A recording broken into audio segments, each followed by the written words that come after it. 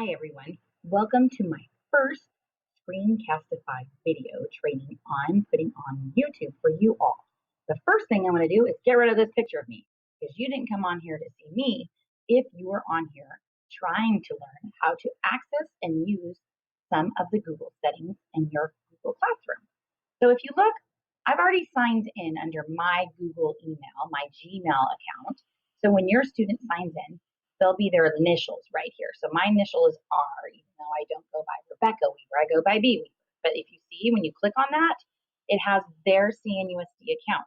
If you click on that or put your cursor over that letter and it's your account, then you're going to need to sign out or manage and then add them in if they've already signed in with it.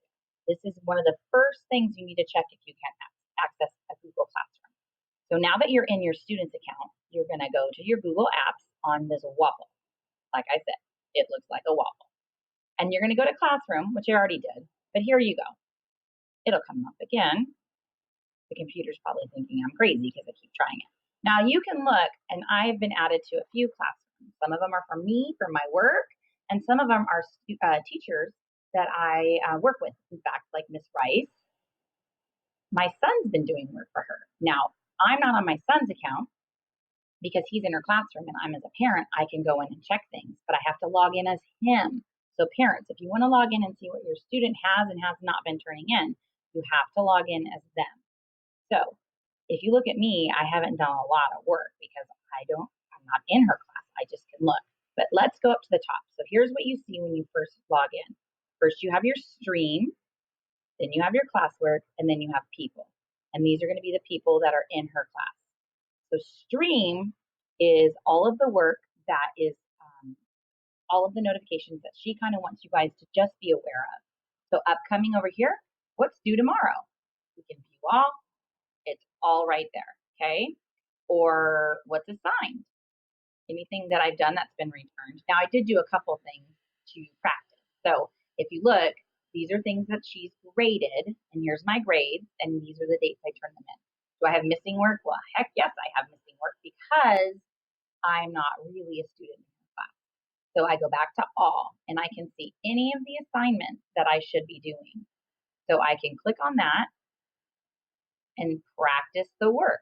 So I can open with Google Docs and type right into it. See, here it is. So I can type things in if I need to. So here's the spelling words. And if she gave me an activity, maybe I had to write things next to the definition, right? So I could use one of the many definitions, like a series of words with a noun and verb, period. Okay, now if I want to share that, I can hit share and I can create a link. I can copy the link. I can add her email address, all of those things. I can save it in my device. So I don't want to do that, so I'm just going to exit out. But when I want to go back from the assignment, I click on the arrow. So let's say no work has been turned in for this Ed puzzle. I can go in and add or create, okay, and I can make something new. After I listen attentively and answer the questions, my score will be posted in Edpuzzle. But let's say I had to go in and do it with one of these items. I could open that item to respond. Then I want to mark as done once I've turned it in. So mark is done. Now let's say I accidentally marked as done and Miss Rice goes, you didn't do that, silly beast. You can click unsubmit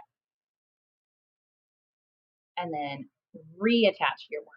Now, if you have the Google Classroom apps on your cell phone, when you click on this bad guy, one of the ways you can upload right here would be a picture. So let's say you have a math worksheet because she sent home a math workbook and you want to turn that in that you filled it in on your own. You can take a picture with your phone on that app, which is pretty easy, and then upload it to Google Classroom.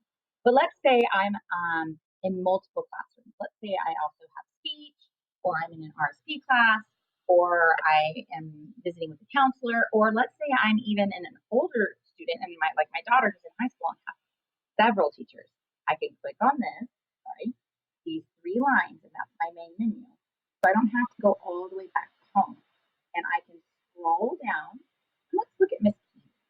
She has a lot of work going on here too. So again, here's her class. Here's her upcoming work that's due. And it'll tell you the due date and that it's been assigned. All right, so if I want to go back, I can just go right back here and click on her name. I don't have to keep going back. Here's the stream where she posts announcements. Here's the classwork where the work is. So let's say I need to turn in my spelling test. I can pull it up and complete the activity, and that'll submit. Or, and when I'm done, I can just exit out right here. Or let's say I view the assignment, I add or create, I added in docs, slides, drawings, however I'm going to do this. Look, here, love these things. And then I mark as done. It'll tell me I didn't attach anything. So let's just pretend I did and I mark it as done. So I go back to my class. I can check up classwork. Okay. I can view my work, which is all the things that I've done or not done. So if it says assigned, it means I haven't done it. If it says I've turned it in or it's missing, then it'll be right there. And I can see that I need to attach that work and get it done. So here I am again. And that is my quick little rundown of Google Classroom. Thanks. I hope you enjoyed watching.